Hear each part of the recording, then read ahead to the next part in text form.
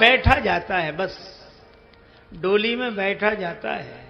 इसी तरह भगवान के भक्त भगवान की शरणागति की डोली नैया में बैठ जाते हैं। अब पार करना तो उसके हाथ है जो लेकर जा रहा है।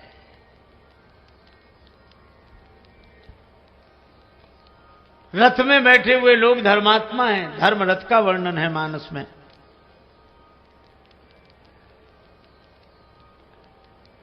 अच्छा देखो, सड़क पर आप पैदल चलें तो कितनों को बचाना पड़ता है। स्कूटर, मोटरसाइकिल,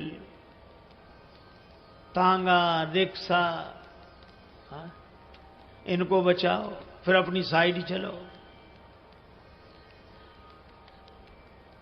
सामने भी देखो, दाएं बाएं भी देखो, पीछे का भी हॉर्न सुनो।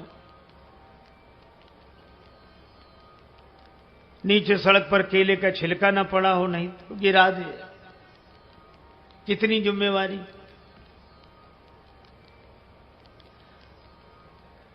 एक आदमी था, सिर झुकाकर चलता था, किसी से भी टक्कर हो जाए, और टक्कर हो जाती तो सिर उठाकर कहता कि बड़े गधे हो। लोग हंसते थे कि खुद टक्कर मारता, हमें गधा बोलता है। एक दिन सिर झुकाए जा रहा था, गधे से ही टक्कर हो गई, तो सिर उठाकर बोला बड़े, और जो देखा कि गधा है, तो बोले अब आप तो आप ही हो, आपसे क्या कहना। अरे और तो और, कभी कभी ऊपर देखकर भी चलो। एक आदमी छत पे घूम रहा, पान खाए, नीचे से एक सज्जन निकल रहे थे, उसने बिना नीचे देखे पान की पीक चला दी, बेचारे के सिर पे गिरी। उसने हाथ जोड़कर कहा भाई साहब, नीचे देखकर नहीं थूक सकते थे? तो वो क्या बोले, तुम ऊपर देखकर क्यों नहीं चलते हो? अब बोलो। उसने मन में सोचा कि गनीमत है कि ऊपर देखकर नहीं चल रहे थे, नहीं सिर का स्थान मुंह ही होता। तो कितनी झंझट है, कितनी सावधानी है। लेकिन आप एक काम करो, पीछे बस आ रही है और बस में टिकट लेकर सीट पर बैठ जाओ, चाहे आगे बैठो, चाहे पीछे बैठो, चाहे दाएं बैठो, चाहे बाएं बैठो, चाहे सो, चाहे अखबार पढ़ो। अब आपकी कोई जिम्मेवारी नहीं। अब जिम्मेवारी तो उसकी है जो गाड़ी चला रहा है। इसी तरह भगवान की शरणागति रूपी बस में विश्वास का टिकट लेकर श्रद्धा की सीट पर बैठ जाओ, फिर आपकी कोई जिम्मेवारी नहीं। अब जिम्मेवारी तो उसकी है। एक बार दो बड़े संपन्न श्रीमंत सेठ बैठे थे, आपस में चर्चा हुई। एक बोला हमारा नौकर बड़ा मूर्ख है, दूसरा बोला हमारे नौकर से ज्यादा मूर्ख नहीं हो सकता। तो पहले वाला बोला नमूना देखोगे? हाँ। उसने अरे इधर आओ, बुलाया, 10 रुपए दिए, जाओ बाजार से टेलीविजन ले आओ 10 रुपए में। और वो 10 रुपए लेके चला गया टेलीविजन लेने। उसने अपने मित्र का देखा, इसका ये 10 रुपए में टेलीविजन लेने जा रहा। दूसरा बोला कि अब हमें अपने नौकर का नमूना दिखाने का अवसर दो। हाँ। उसने अपने नौकर को बोला इधर आओ। हाँ कहिए साहब। तुम ऐसा करो, ऑफिस तो तुमने देखा है? हाँ देखा है। ऑफिस में चले जाओ। हाँ तो वहां जाकर ये देखो कि हम वहां हैं कि नहीं। और दूसरा भी चला गया।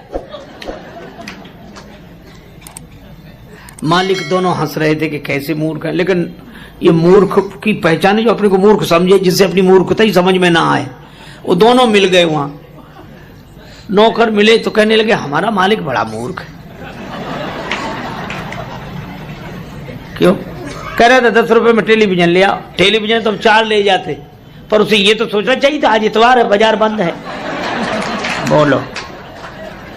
और दूसरा क्या कहता है कि हमारा मालिक और ना समझ, हमसे कहता तो ऑफिस में जाके देखो कि हम वहां हैं कि नहीं। हमको भेजने की क्या जरूरत थी, फोन नहीं कर सकता था?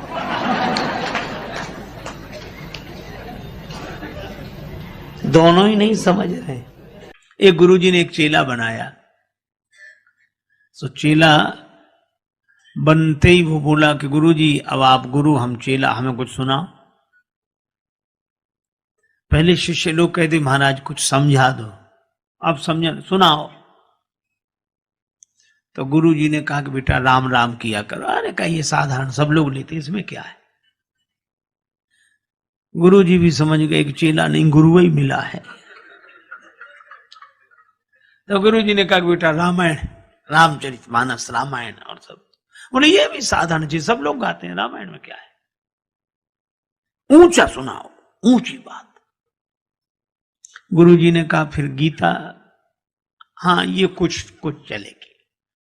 तो गुरु जी बोले महात्मा आज सुनाते हैं, गीता कल सुनाएंगे, महात्मा ही सुनाओ।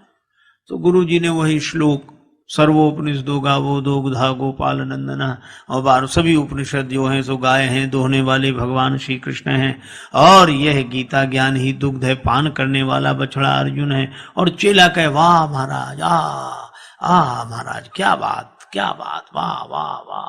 सो गुरु जी 1 घंटे की जगह 1.5 घंटे बोलते रहे। बाद में गुरु जी ने कहा कि बेटा कुछ समझ में ना आया हो तो पूछ लो। बोला हमें समझना है, आप कम समझाते हो, हम ज्यादा समझते हैं। गुरु जी ने मन ही मन कहा कि हम ही नहीं समझ पाए पहले तुम्हें, लेकिन फिर भी कहा कि हम गुरु जी हैं तो कुछ तो पूछ लो, गुरु होने की कुछ। अच्छा तो और सब समझ में आया, एक एक अक्षर समझ में, एक जरा सी बात समझ में नहीं आई। गुरु जी बोले वो क्या? बोले आप बार बार कहते थे दो गधा गोपाल नंदना, तो ये 2 गधा कौन थे? बोलो। सो गुरु जी ने माथा पीटा। चेला बोला बताया नहीं 2 गधा कौन थे? गुरु जी बोले एक हम और दूसरे तुम।